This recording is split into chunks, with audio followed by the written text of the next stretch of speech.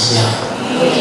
Makanya saya punya kepentingan untuk menyampaikan berbagai pesan yang gunanya nanti jadi modal di dalam membangun cita-cita dan juga di dalam mewujudkan itu bersama, mewujudkan Indonesia yang lebih baik. Alhamdulillah saya dilahirkan dari orang tua yang sangat baik. Kenapa sangat baik? Memberi keteladanan. Jadi pendidikan yang paling dasar itu adalah pendidikan dari keluarga, dari orang tua. Kenapa saya diberikan pendidikan yang baik, sangat baik?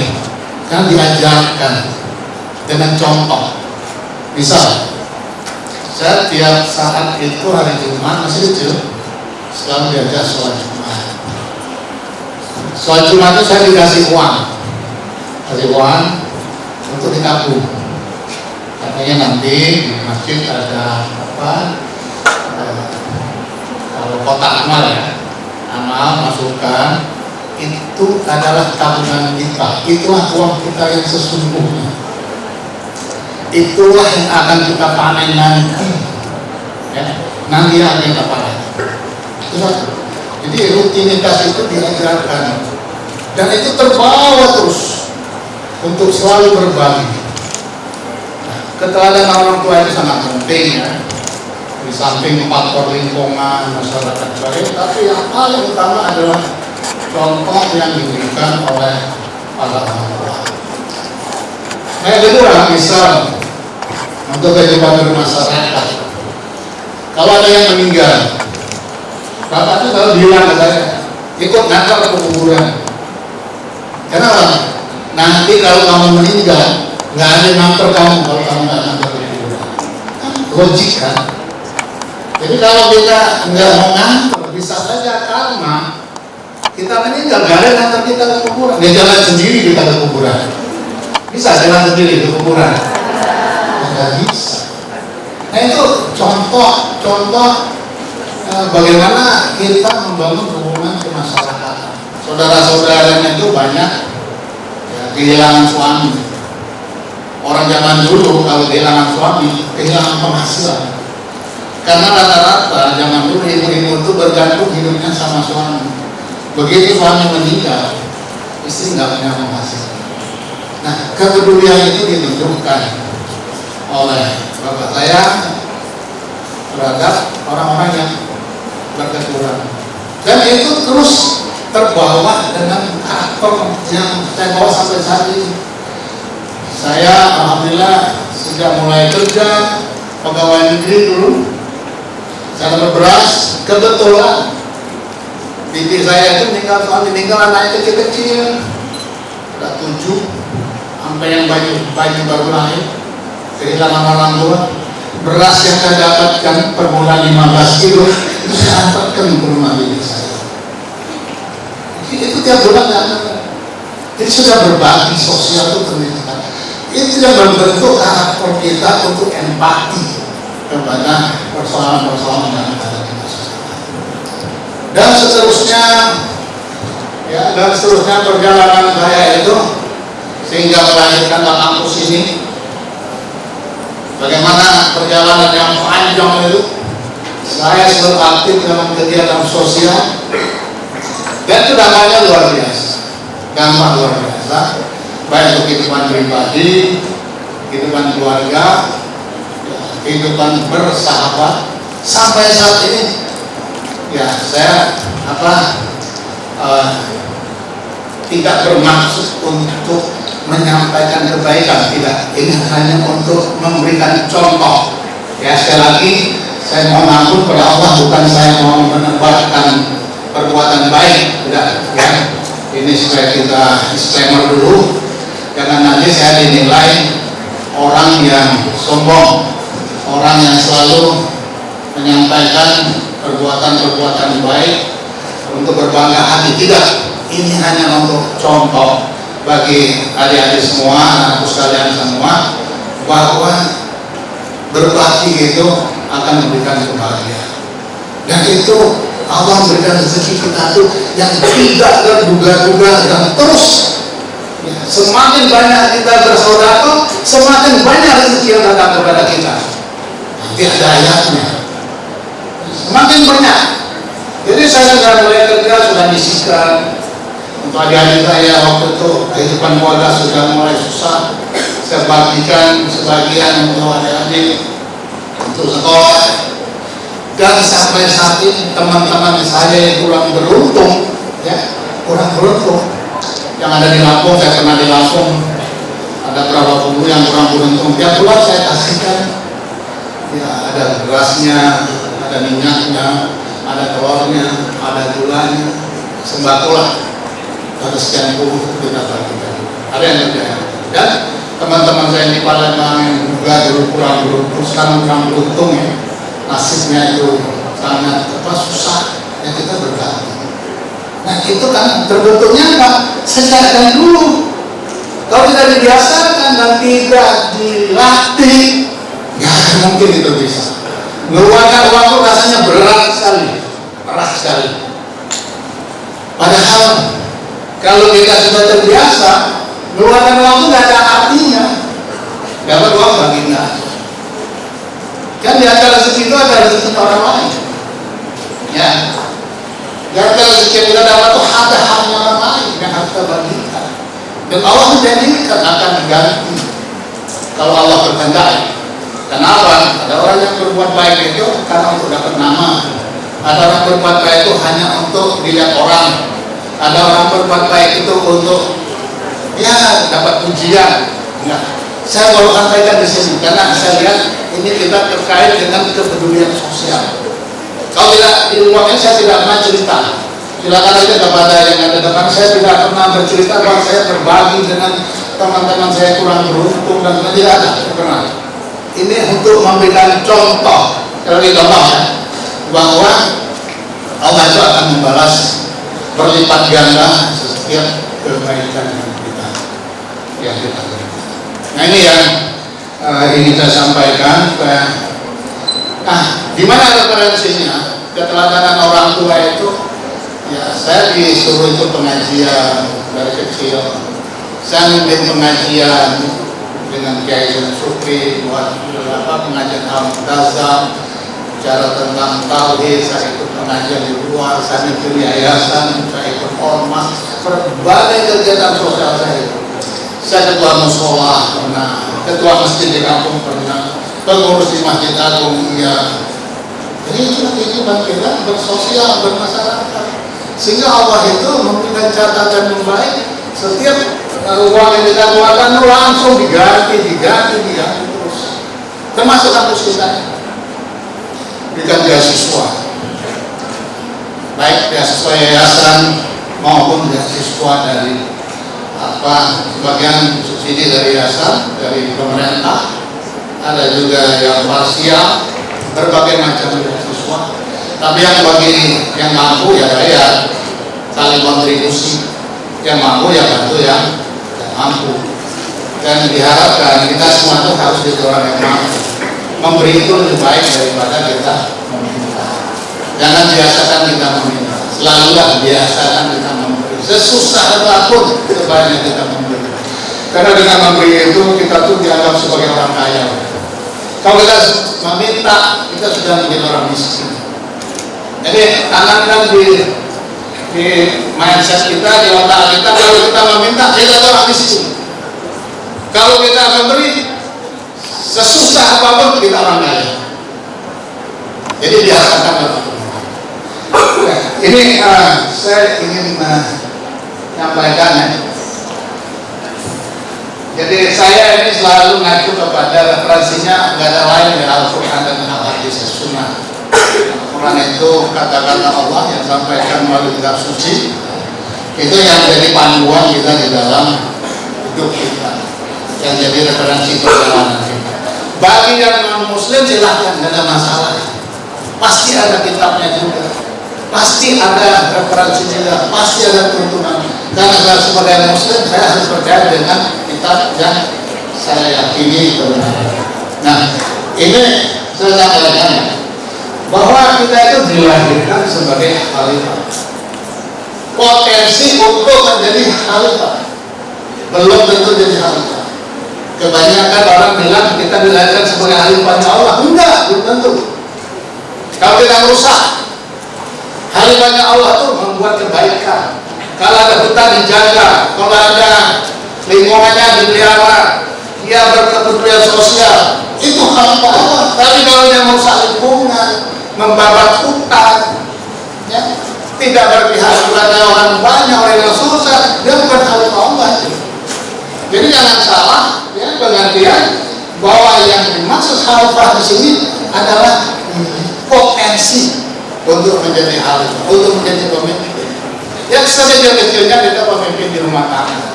Tetapi ada juga yang tidak jadi pemimpin di rumah tangga, karena tidak mampu, rumah tangganya lupa, rumah tangganya tidak berkelanjutan, banyak juga. Nah, ini yang harus jadi patokan kita, bahwa kita bila kita berpotensi untuk jadi pemimpin, ya, berpotensi untuk jadi pemimpin. Baik, lanjut. Ya. Nah, kemudian Allah juga berfirman, tidak akan aku ciptakan, ya, manusia dari jin itu kecuali untuk mengabdi kepadaku, kecuali untuk menyembah kepadaku. Jadi kalau kita menyembah yang lain, bukan ciptaan Allah. Jadi kita itu diciptakan hanya bersama jin. Jin itu makhluk Allah juga. Ciptakan hanya untuk mengabdi, hanya untuk menyembah kepada Allah. Ini saya sampaikan beberapa referensi dulu, ya.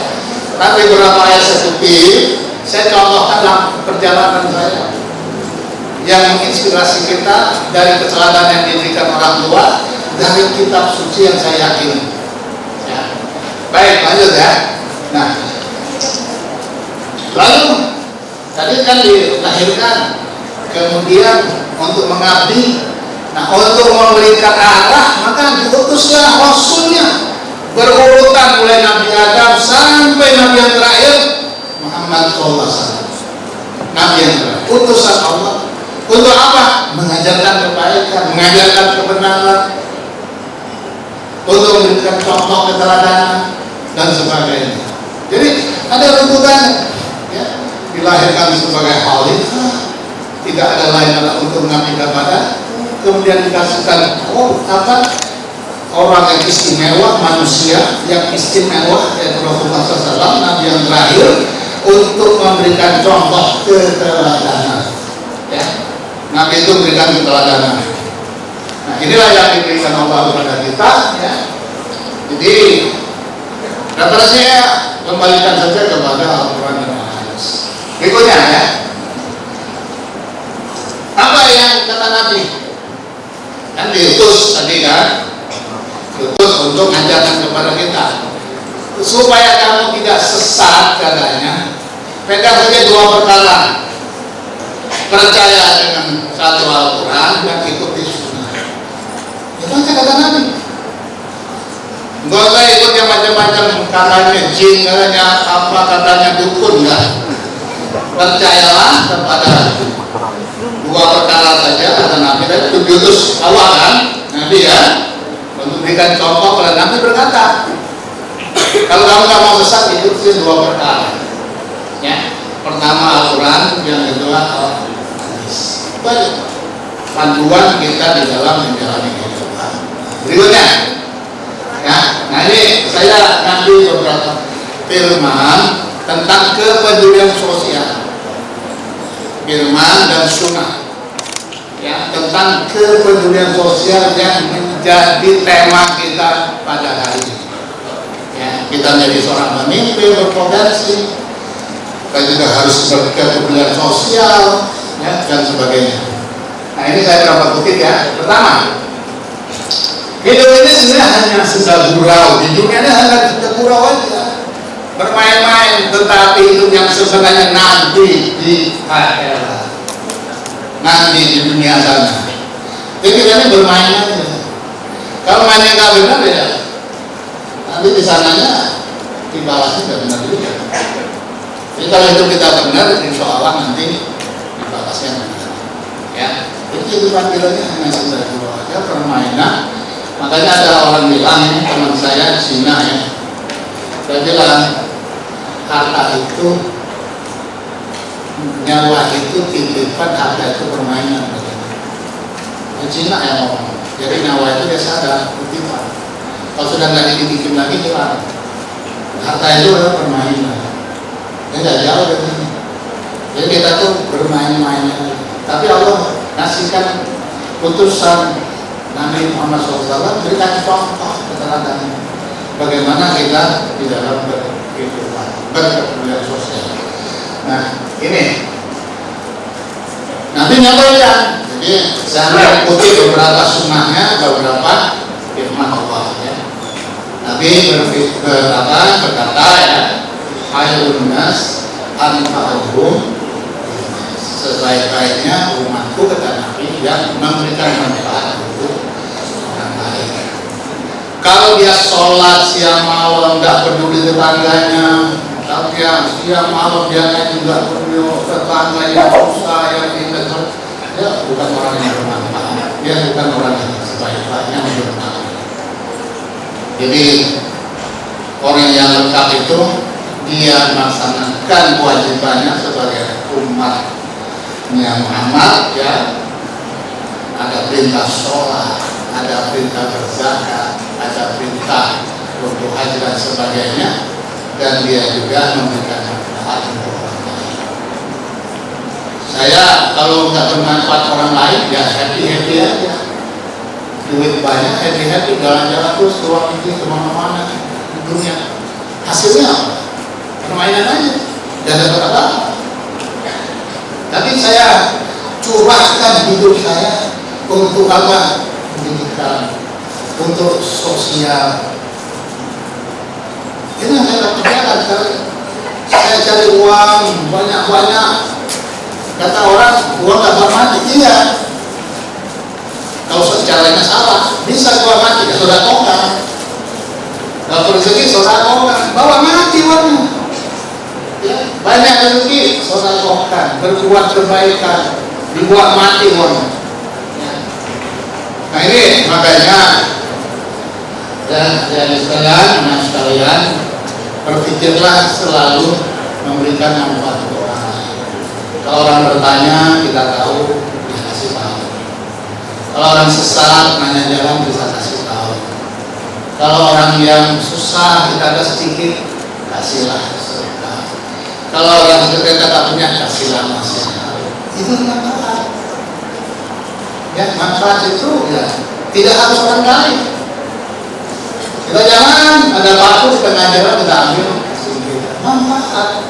Ada duri di jalan, pecahan beli di jalan kita ambil, pecah saja kita sisihkan, kita ambil.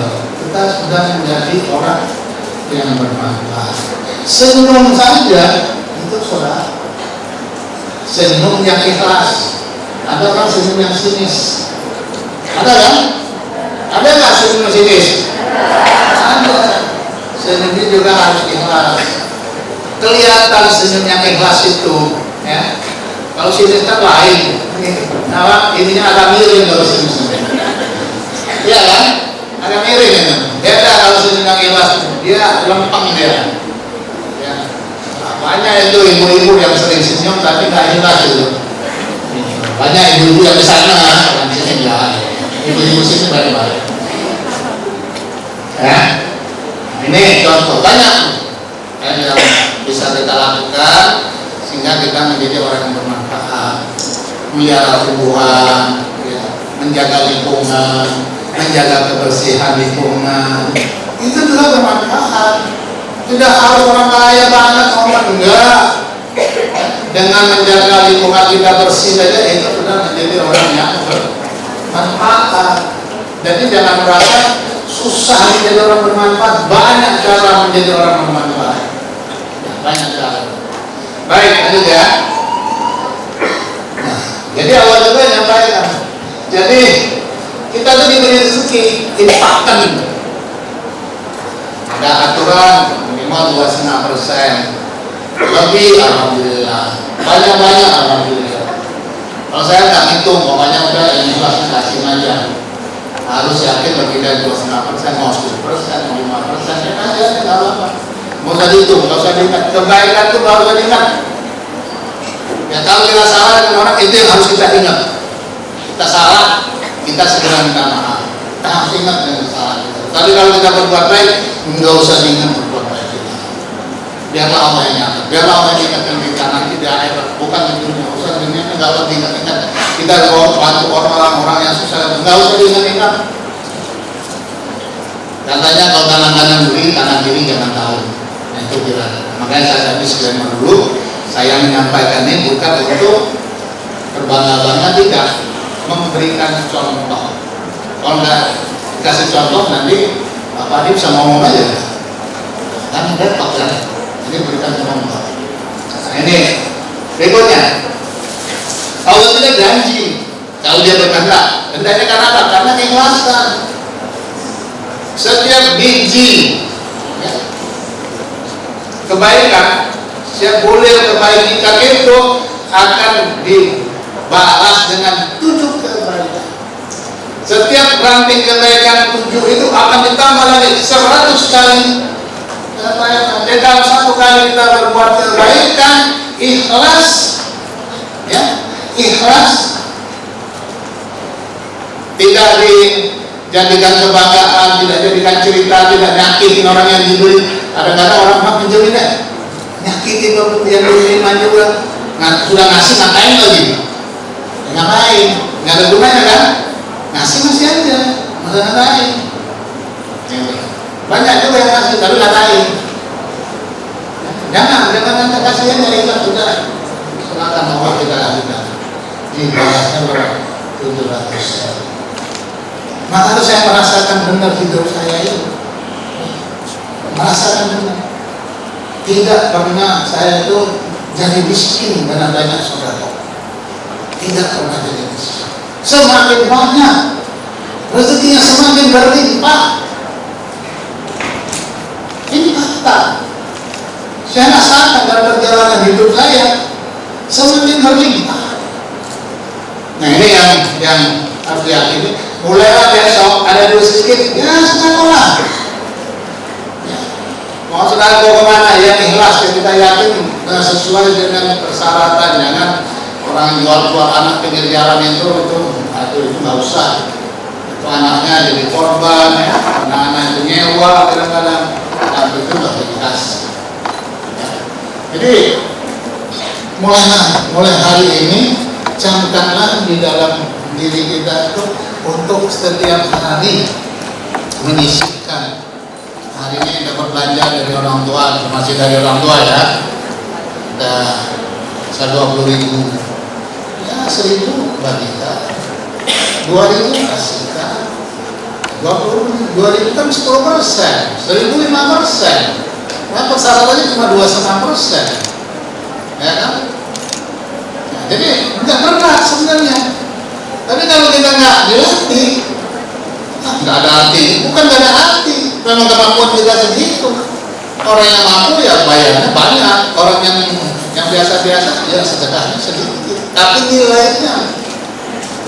Atau orang mampu ngasihnya 1.000, yang penting ikhlas. Ya bukan ikhlas itu, pedit namanya. Orang mampu kayaknya bermiliar, ngasihnya 10.000 perak, yang penting ikhlas itu. Itu bukan ikhlas itu. Itu minyak itu, iya kan? Nggak sesuai dengan kemampuan dia. Jadi memberi itu sesuai dengan kemampuan. Jadi kalau sesuai kemampuan kita ya kita dapat 20.000 ngasih 1.000, ya itu sesuai kemampuan. Kalau dapat 1 juta ngasih 1.000, itu minyak itu. Ya. Jadi mulai dicamkan hari ini, insya Allah yakin. Allah itu akan membalas 700 kali. 1.000 kembali 700.000 loh. Entah kapan, pasti itu janji Allah. Asal tadi ikhlas, ya. Halal, uangnya halal, uang dari nyopet ya kasihin juga akan balik kan. Ada syaratnya, dapat dengan cara yang baik, ya. Diberikan dengan cara yang keras itu. Kalau boleh nyolong ya kasih itu. Kenapa dosa itu? Catatannya berkali juga dosanya. Ya. Terus ya. Jadi mulai camkan hari ini ya. Mulailah kita berkepedulian sosial dari apa yang kita bisa kita berikan. lingkungan kita ada tumbuh-tumbuhan, jangan taman kita bagus-bagus di depan tuh nanti dicabut, itu kan nggak manfaat, rusak. Justru nanti sarankan, aku ada bunga yang kayak gini bagus, bisa tanam nggak di sini, gitu. Tawarin, mungkin ya, ada yang punya kembang bagus, pengen menghiasi kampus kita, ini tanamnya di mana ya? Tawarin aja. Nah itu, selagi dia tumbuh hidup dan menyenangkan mata orang, itu pahalanya nambah. Dia tumbuh, subur, berkembang dan meneduhi orang, itu bermanfaat dan itu berpahala. Banyak cara berpahala itu. Nggak usah kita harus nunggu uangnya banyak dulu. Pohon kecil gini kalau kita sudah ngomongkan dia jadi besar, jadi manfaat. Jadi begitu cara berpikirnya. Jangan nunggu kaya dulu, nanti lah nunggu kaya. Nggak kaya kita, nggak akan kaya, percayalah. Oke ya, nah ini yang saya sampaikan. Nah ini sama, Allah itu menjanjikan bahwa ya kalau kita bersedekah itu akan dilipat gandakan. Di ayat sebelumnya saya sampaikan itu akan dikembalikan 700 kali kalau Allah berkehendak. Tapi kalau Allah berkehendak itu memenuhi syarat kita. Syaratnya itu kalau ruang nolong bisa, kalau tidak ikhlas tidak bisa dan sebagainya. Ya baik. Nah ini saya ingin beri catatan. Ya kita ikut sama-sama membangun Indonesia lebih baik. Pertama, kita tidak mungkin berubah tanpa pendidikan. Pendidikan itu bisa formal, bisa informal. Jangan anggap orang yang tidak pendidikan formal itu tidak bisa merubah republik ini, bisa.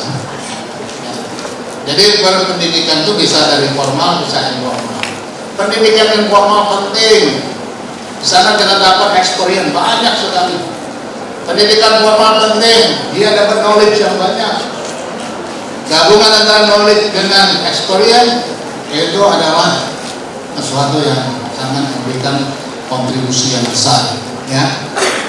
Jadi mulailah dari sekolah itu dilibatkan kegiatan sosial. Di sekolah kita kampus sana setiap ada libur ke panti-panti sosial, berbagi kegiatan sosial apa-apa itu dilatih. Jadi bukan sekolah itu mengadakan kegiatan sekedar pura-pura, tidak, melatih anak-anak didik itu untuk memiliki kepedulian sosial. Jadi sekolah kita enggak TK, SD, SMP, SMA itu melatih anak-anak ya, berucap baik dan sebagainya. Ini ada semuanya ya. Jadi yang bagi yang belajar di kampus ya dia dapat ilmu pengetahuan. Tapi begitu dia terjun ke masyarakat, dia dapat pengalaman. Nah, kombinasi antara ilmu pengetahuan dan pengalaman ini akan mengkoreksi menjadi sesuatu yang baik. Pengalaman itu kadang-kadang berbeda dengan apa yang didapat di kampus. Karena variabelnya kadang-kadang berbeda, tantangannya berbeda. Di kampus nggak berpikir bahwa ada variabel yang tidak bisa kita kendalikan, uncontrollable variable. Tetapi di masyarakat kita akan menemui hambatan-hambatan itu. Untuk berbuat baik saja kadang-kadang kita mengalami banyak hambatan. Ada premannya, ada orang nggak sukanya, itu banyak. Jadi kondisi di lapangan itu akan membuat kita menjadi lebih wise, lebih alamat, lebih bisa mensiasati, ya. Dan ilmu pengetahuan akan membuka pikiran kita. Kelapangan itu akan menambah wawasan kita, menambah ilmu, menambah pikiran kita bertambah banyak, dan menambah wawasan kita pada saat kita turun ke bawah. Nah, berikutnya, kalau kita turun ke masyarakat, apa yang kita pelajari? Kita belajar budayanya. Kita belajar komunitas itu. Kita belajar masalahnya. Jadi kalau kita turun ke bawah, gunanya seorang pemimpin turun ke bawah apa? Dia ngerti budaya. Kalau ngomong nggak sembarangan. Banyak orang kita pejabat kan ngomong sembarangan, menyinggung perasaan orang pada satu daerah tertentu dengan budaya tertentu. Ya. Kadang-kadang dia punya komunitas yang kita tidak paham. Dan dengan dia turun ke bawah, dia tahu apa yang terjadi di masyarakat itu. Makanya perlu pemimpin itu turun ke bawah. Dan itu pun harus dimulai dari kita sekolah. Kita pengen turun ke bawah. Makanya kemarin ada kegiatan guru mengajar. Ya, guru mengajar, guru belajar kampus Merdeka. Merdeka, ya, guru ngajar, dia dapat pengalaman banyak dari mengajar. Dan karena punya talenta, kadang-kadang dia terus mengajar. Walaupun dia tidak berpendidikan guru, tapi dia punya sense untuk menjadi guru, dia lanjut menjadi guru. Karena dia merasa nikmat menjadi guru. Ya. Nah itu, jadi dengan kita turun ke bawah, kita paham budaya. Indonesia kaya budaya. Nah, kadang-kadang antara satu daerah dengan daerah lain, ya, ada istilah-istilah yang di sini baik, di sana nggak baik. Dengan kita mengenal budaya, maka kita paham. Kita harus berkata yang mana. Itulah seorang pemimpin diperlukan itu turun ke bawah. Dia belajar culture-nya, dia belajar komunitasnya, dia belajar, dia mengerti masalahnya. Sehingga kalau dia mengambil keputusan, betul-betul menyelesaikan persoalan. Ya, berikutnya. Nah, ingat, setiap kata-kata kita itu doa.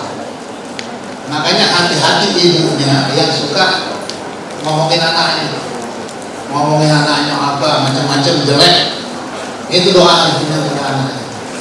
Tapi kalau ibunya bilang, aku sumpahin kau jadi orang hebat, hebat dia. Tapi ya banyak ibu-ibu itu doa untuk anaknya dengan ucapan-ucapan yang sehingga anaknya betul-betul jadi orang bebas. Jadi hati-hati, every words itu prayer. Jadi hati-hati, setiap makanya selalu berucap yang baik, selalu berkata yang baik, selalu mengenakkan orang. Ya. Ucapan kita itu jangan menyakiti orang. Itu doa. Ya. Nah berikutnya. Jadi kalau kita punya pemimpin yang memiliki kepedulian sosial, pasti dia punya rasa empati. Saya nih, selama ketua DPR kerjanya turun ke bawah. Kenapa? Banyak yang datang, banyak datang kantor, melapor. Akhirnya ya saya keliling se-Indonesia. Makanya kampus kita dulu, waktu saya masih di politik, itu sempat turun sampai ke bawah. Karena saya nggak ngurusin kampus, saya fokus dengan jabatan, saya fokus dengan amanah. Ini nggak saya urus. Makanya 2015 saya selesai, saya harus kembali ke kampus, harus saya benahi kampus, dan alhamdulillah sekarang sudah baik lagi.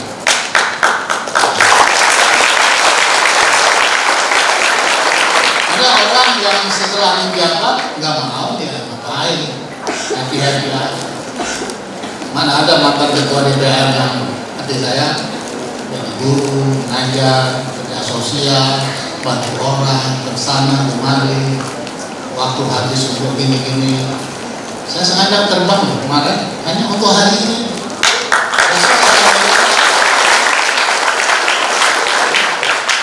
Karena ada rasa tanggung jawab sosial.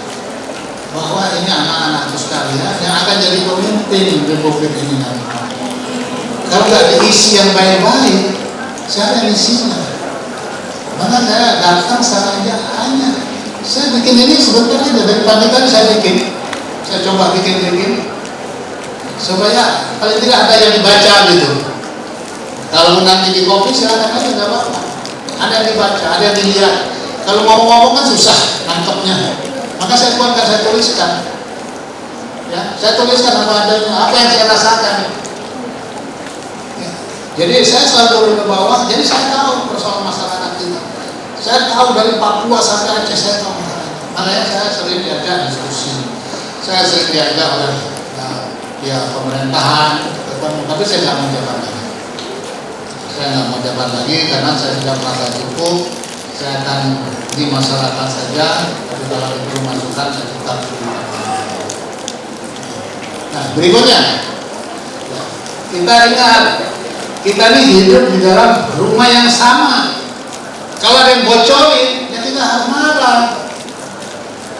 Prinsipnya kan gitu kan? Planet bumi kan satu. Harusnya kita marah. Orang nebang-nebangin hutan yang gila-gila itu harusnya marah. Jangan kita nggak peduli. Jangan serahkan kepada pemerintah. Masyarakat wajib demo kalau ada nebang-nebang yang karuan ini. Rusak bumi kita ini. Karena kita hidup di bumi yang sama. Sama yang kita tinggal di rumah yang sama. Ada yang satu bocorin, ya marah kita. Ada yang satu bawa kotoran, ya marah kita. Nah kita karena hidup di bumi yang sama, maka kita punya kewajiban untuk ikut melestarikan bumi ini. Ya. Itu berpikirnya. Jangan pura-pura nggak tahu jalanan rusak biarin. Kalau kita, saya setiap ada masalah saya sampaikan. Mau didengar nggak didengar bukan urusan kita. Wajib kita sampaikan. Masyarakat wajib menyampaikan. Mau didengar nggak didengar bukan urusan kita. Kita sudah melakukan perbuatan yang baik. Menyampaikan kan perbuatan baik. Karena Pak, ya, gubernur mana saya WA gubernur. Ada anak-anak dibully di daerah mana? Aduh kasihan. Di sekolah. Ya saya WA-nya gubernur. Ya setelah mau diberdah, kita akan tindak lanjut ke jawab ya. Alhamdulillah nggak jawab nggak apa-apa kok. Kita kasih masukan lagi. Saya kasih ke Kapolri, saya kasih ke Presiden, saya kasih nggak peduli. Mau dibaca nggak dibaca itu bukan urusan kita. Kewajiban kita memberikan masukan. Ya kan? Terserah. Nggak mau dengar, bukan urusan kita. Kewajiban kita menyampaikan. Nah, sama di kampus ini, kewajiban dosen mengajukan WA menyampaikan ke rektornya, Pak di sini ada gini-gini, Pak ada gini-gini, sama sekolah kan menyampaikan. Itu kita. Ya. Nah, jadi dengan demikian kita harapkan lahan dan bumi ini semakin panas. Kenapa? Pengembangan yang nggak karuan, sumber daya alam habis dan sebagainya. Baik, ikut ya. Nah ini saya ingin ceritakan sedikit perjalanan. Bagaimana saya mewujudkan mimpi, how to make dreams come true. Ya, bagaimana saya mewujudkan mimpi. Saya punya mimpi. Saya dari dulu punya mimpi. Jadi kita hidup itu harus punya mimpi. Kalau nggak punya mimpi, kita nggak punya cita-cita. Semua di sini punya cita-cita nggak? Punya ya, betul. Lalu, apakah mulai sekarang sudah dirancang, dijalankan langkah-langkah untuk mencapai cita-citanya? Sudah, betul. Nanti saya tanya loh. Ya, kita harus punya mimpi. Saya juga punya mimpi dulu. Mulai kecil udah punya mimpi. Tapi bagaimana juga saya concern dengan masalah-masalah sosial. Saya concern sekali. Masalah sosial penting kali karena itulah yang membuat hidup kita itu bahagia, membuat hidup kita nyaman. Kita bisa bantu orang itu bahagia yang luar biasa, membuat orang senang itu bahagia yang luar biasa. Ya. Jadi kita harus concern dengan persoalan-persoalan sosial. Sosial problem itu penting kita ikut terlibat supaya banyak orang yang mikirin. Tapi kalau nggak banyak orang yang mikirin, ya nggak ada orang yang menyelesaikan masalah itu. Minimal dia harus lagi. Ya, baik. Ini saya ceritain hidup saya. Nggak gampang hidup ini. Saya mulai dari dulu tahun 70 saya udah dilatih untuk dagang. Ya, di pasar Ciledug di tempat dagang besi-besi tua itu, barang-barang tua itu, kasih warung, saya dagang di sana. Tapi saya juga dididik untuk itu orang tua melatih kita, dididik untuk berkegiatan sosial juga, ya ke pengajian, ya bahwa ke masjid, ya bertahlilan, ngantar orang meninggal, bantuin nganterin beras orang yatim, itu yang kita lihat. Jadi hidup itu selalu dilengkapi dengan masalah-masalah sosial yang kita kontribusi. Dari dulu saya hanya seorang pedagang kecil, alhamdulillah Allah itu berikan amanah yang luar biasa. Kita punya ya ada beberapa perusahaan yang bisa mensupport kampus kita juga. Ada alumni kita yang juga ikut saya tempatkan. Ada dari K3, ada dari Ilkom, dari akuntansi, udah banyak yang kita salurkan di perusahaan-perusahaan kita. Ya. Itu artinya apa? Allah itu percaya. Dari kecil bisa sampai besar Allah itu percaya. Nah, lalu di bawahnya saya tuh pernah PNS tahun 75. Saya PNS. Tapi saya berhitung, kalau saya terus menjadi PNS, saya nggak bisa kaya. Yang kaya itu yang korupsi. Omong kosong PNS itu bisa kaya. Kalau kaya itu korupsi. Minimal korupsi waktu. Iya kan? Untuk objek kan cari duit ya, supaya kaya. Kan korupsi waktu. Kita jangan lakukan itu. Makanya saya berpikir saya berhenti. Nah, berhenti. Saya masuk DMN. Tapi dalam perjalanan itu saya merasakan betul. Kalau saya masih di bawah, saya ketua musola masih ketua musola. Begitu saya ketua masjid di kampung, saya menjadi direktur. Itu perjalanan ini saya sampaikan. Saya ketua masjid Al-Ittihadiyah di kampung saya itu. Musola saya itu bagus sekali, ya. Dari atas rawa kita bangun. Kemudian naik karir saya jadi ketua masjid di kampung, jadi direktur. Saya kerja bagus. Kemudian jadi pengurus Masjid Agung, ketua Dewan Pengawas Masjid Agung, berkegiatan sosial. Tahu-tahu diangkat Allah itu jadi ketua DPR. Gimana? Jadi antara urusan sosial dengan kehadiran itu berjalan berdampingan. Itu dari segi formal. Yang non formal tadi ya saya bilang peduli dengan anak yatim. Ya, kalau kita punya anak ulang tahun nggak usah dirame-ramein. Saya tuh nggak pernah ulang tahunan, tapi sejak di kampus ini aja saya sering dibuatin kue ulang tahun. Saya tuh nggak pernah ulang tahun. Ulang tahun itu kalau anak saya bawa ke panti asuhan, ikut berbagi, ya, ikut berbahagia dengan anak-anak yang kurang beruntung. Itu yang membuat akhirnya saya bisa terus berkarir menjadi ketua dewan perwakilan daerah. Dengan jabatan itu setara dengan presiden. Dan umumnya orang itu menikmati aja jabatan. Saya enggak. Kalau jabatan saya harus semua urusan banyak yang tinggal. Saya harus kembali ngurusi kampus, harus kembali ngurusi bisnis supaya kampus bisa jalan. Alhamdulillah sekarang sudah mulai berjalan lagi. Dan dulu saya hobi ngajar. Saya pernah mengajar dulu, masih mahasiswa masih sudah ngajar. Jadi asisten di program PAP, administrasi perusahaan, ya. Program administrasi perusahaan di Unsri, anaknya Unsri. Saya asisten dosennya Pak Burhanuddin Jimin.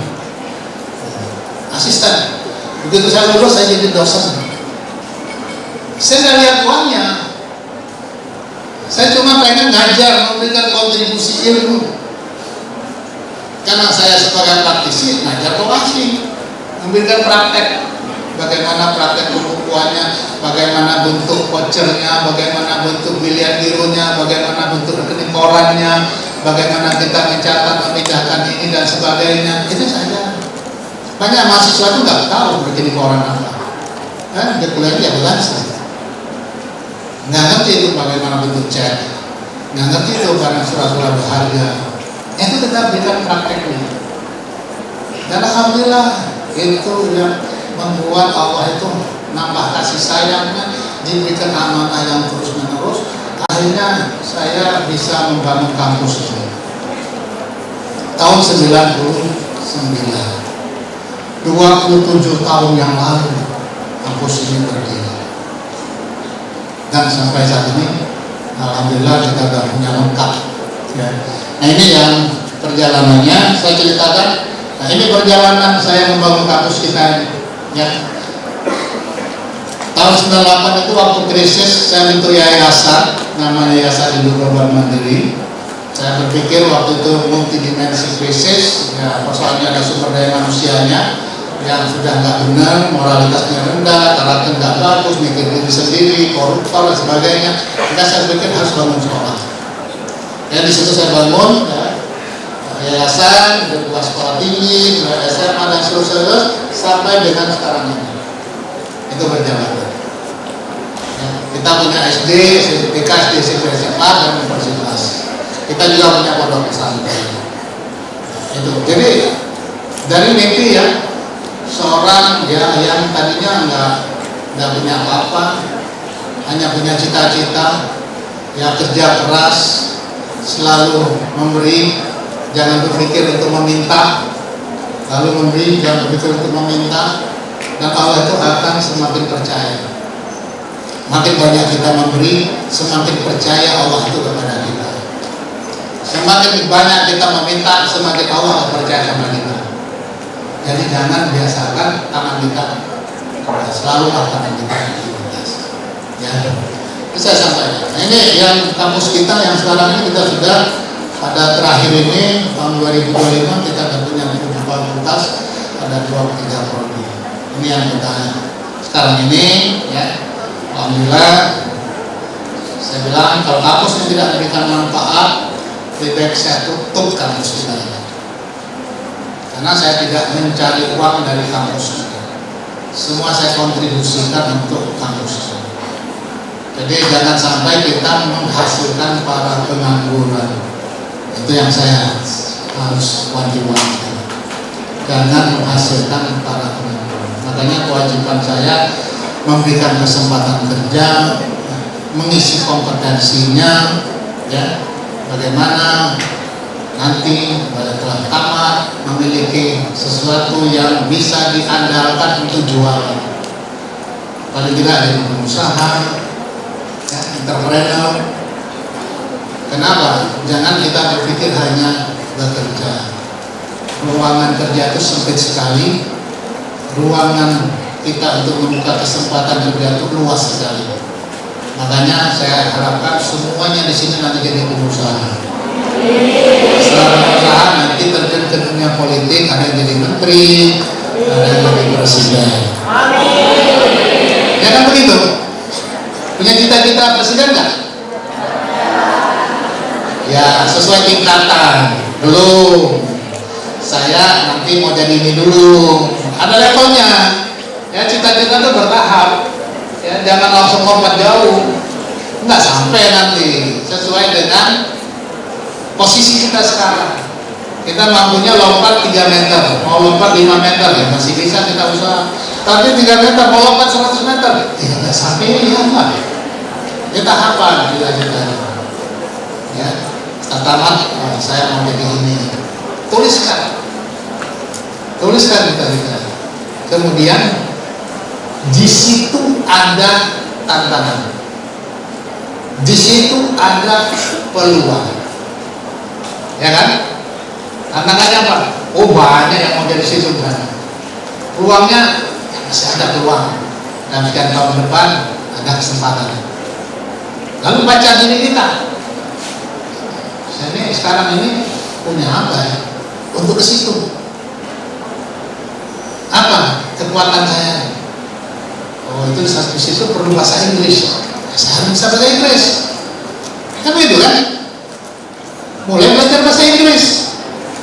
Di situ misalnya harus syaratnya IP-nya 3. Gimana sekolahnya IP-nya 3? Begitu kan?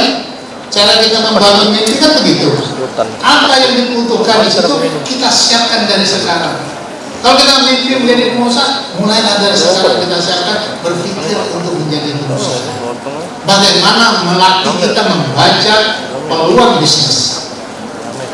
Kalau kita mampu baca peluang bisnis, tinggal kita ambil, kita manfaatkan, insya Allah kita akan jadi sukses. Jadi begitu. Jadi bermimpi itu tahapan. Ya. Boleh mau jadi presiden, ada larangan, bagus.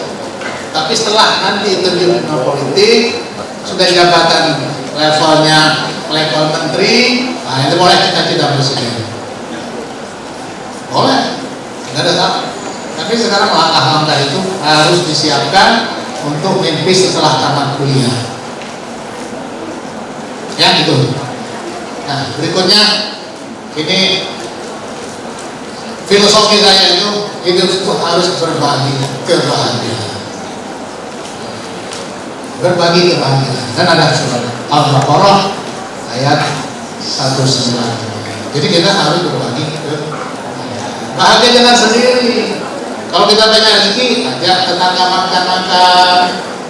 Kalau kita ada rezeki, sedekahlah untuk rumah panti.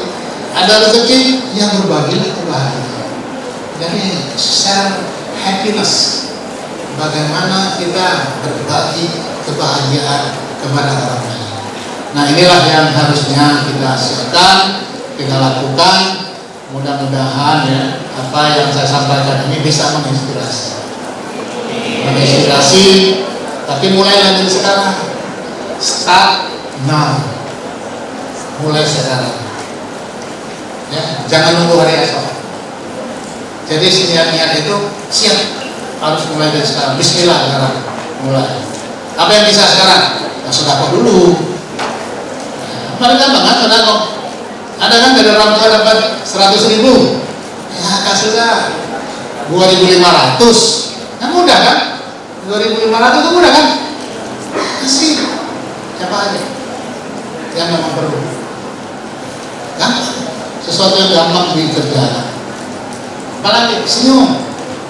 Ya berbagi.